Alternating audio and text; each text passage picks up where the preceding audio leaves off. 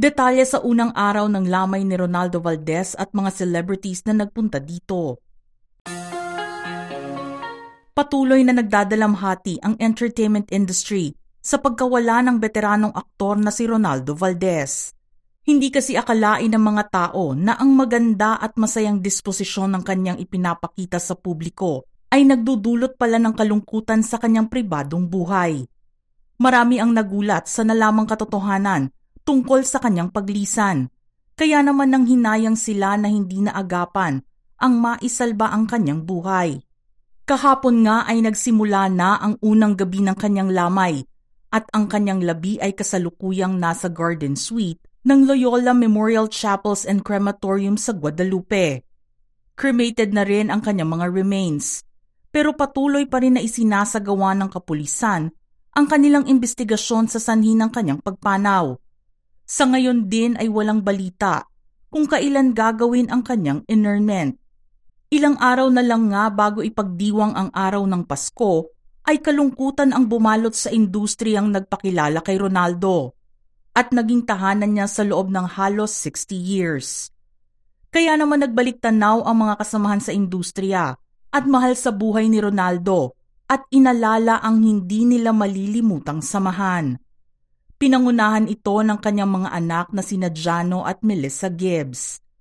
Ipinasilip naman ng kanyang confidant at talent manager na si Jamela Santos ang ilang mga ganap sa kanyang social media. Jam ang sinasabi ni Ronaldo na nag-iisang tao na nagpapasaya sa kanya na kahit na anong oras ay hindi siya mahihindian sa kanyang mga kahilingan. Sinabi naman ni Jamela na hindi na niya madalas magawa ang pag-alis patungong ibang bansa dahil sa hindi niya maiwan ang kanyang pinakamamahal na Pepe. Patuloy nga siyang nagpo-post ng mga memories nila ni Ronaldo na magkasama. Sa isang post nito sa lamay ng magaling na aktor, mababasa ang caption na, "Today until tomorrow, I will be surrounded by friends and loved ones. Wednesday onwards will be an ordeal." Na sinamahan niya ng 3 broken heart emojis. Ang araw na iyon kasi malamang ang petsa ng kanyang paglipad patungong Amerika, kung saan nabanggit niya sa aktor ang pagpunta rito, kaya sila nag-dinner noong December 15 para sa kanyang despedida. Life will never be the same again. Ika nga ni Jam sa isa pang post dahil mahirap ang maiwanan ng isang tao na binigyan mo ng sobrang pagmamahal na kahit hindi ka dugo ay higit pa sa pamilya ang turing sa'yo. Present din na nagbigay pugay sa aktor ang magaling na veteranang aktres na si Chanda Romero. Maraming beses na rin silang nagkasama sa mga pelikula noon. At sinabi rin ni Chanda na si Ronaldo ang isa sa mga gusto at paborito niyang kapareha sa pelikula. Aniya, "Ron, one of my favorite leading men. A real treasure in Philippine movie industry.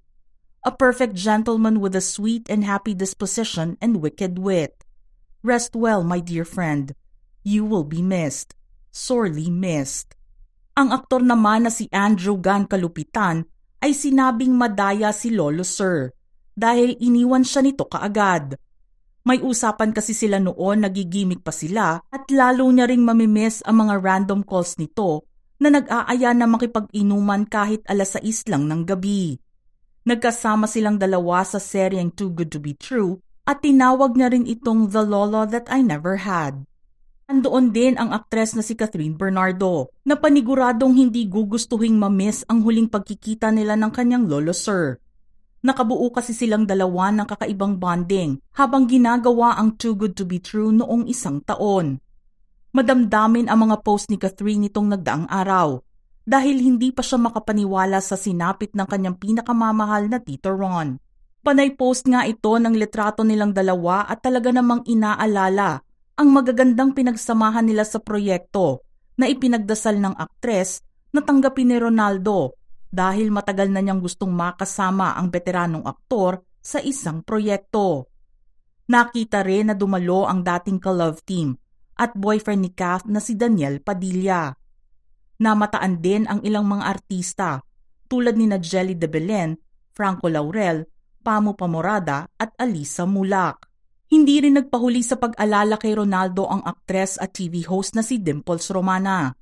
Nang pumutok nga ang balita tungkol sa kanyang pagkawala, isa si Dimple sa mga nag-post ng throwback photos nilang dalawa sa MMK episode na bisikleta noong 2009 na kanilang pinagsamahan.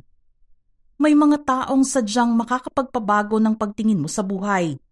Tatatak sila sa iyo hanggang sa huli. Ikaw yun sa akin. At sa napakarami pa naming nagmamahal sa iyo, Lo. You were always full of joy, of life and gratitude. Smile lit up the set. Your warmth melted everyone's hearts. Labis man ang kalungkutan niya sa mga pangyayari, kanya namang pipilitin na magpakatatag sa hinaharap. Pinuri rin niya ang kagalingan ng aktor sa kanyang trabaho. Salute to one of the greatest actors of all time for me. A man who knew how to value not only his work, but more importantly every single other person on and off set. Nagparating din ang kanyang pagdadalamhati, ang star for all seasons na si Vilma Santos. Nagkasama silang dalawa sa 1981 classic film na Karma, kung saan andoon din si Chanda Romero. Our condolences and prayers. You will be missed. Rest in peace, my friend. Ang singer naman na si Gary V ay nalungkot din sa nangyari. Kahit hindi sila nabigyan ng pagkakataon na magkatrabaho sa isang proyekto, hinangaan naman niya ang kagalingan nito noon pa man. Your authenticity never failed to move me. I never had a chance to work much with you, but in those few moments I spent talking with you, it made me feel blessed to know that I got to meet someone like you. Ang aktres naman na si Bella Padilla ay nagparating din ng kanyang pakikiramay dahil lumaki rin ito na sobrang humanga at pinapanood ang mga pelikula ni Ronaldo Valdez. Grew up watching Sir Ronaldo Valdez's movies and TV shows. The news today is so sad. Our greats are joining the stars in the heavens. Ayon naman sa QCPD na patuloy pa ring nagsasagawa ng investigasyon, isa sa ilalim sa paraffin at ballistic test ang lahat ng mga kasama sa bahay ng aktor. Ayon kay Major Dondon Lapitan, si Sir Ronaldo Valdez po ay nakaupo sa kanyang upuan at wala na pong malay. May tama sa kanyang right temple po. At yung 45 pistol na ginamit, nasa kanyang kamay pa rin. At dahil may kasangkapan na nakita sa kanyang kamay, kinakailangan nilang gawin ang standard operating procedure ng isang investigasyon. Sa ngayon nga habang isinusulat ang artikulong ito, ay wala pang lumalabas na balita tungkol sa resulta na isinagawa para matukoy ang sanhi ng nakakagulat niyang pagpanaw. May ilan pang proyektong ginawa si Ronaldo na hindi na niya naabutan pang ipalabas. Isa na rito ang directorial debut project ng kanyang panganay na anak na si Jano Gibbs na may titulong Itutumbakan ng Tatay Ko.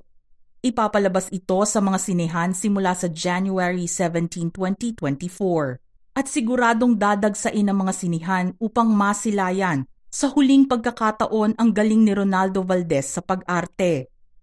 Mga ka-showbiz peeps, nais naming marinig ang inyong opinyon sa ating istorya ngayon. Just type your thoughts in the comments section below.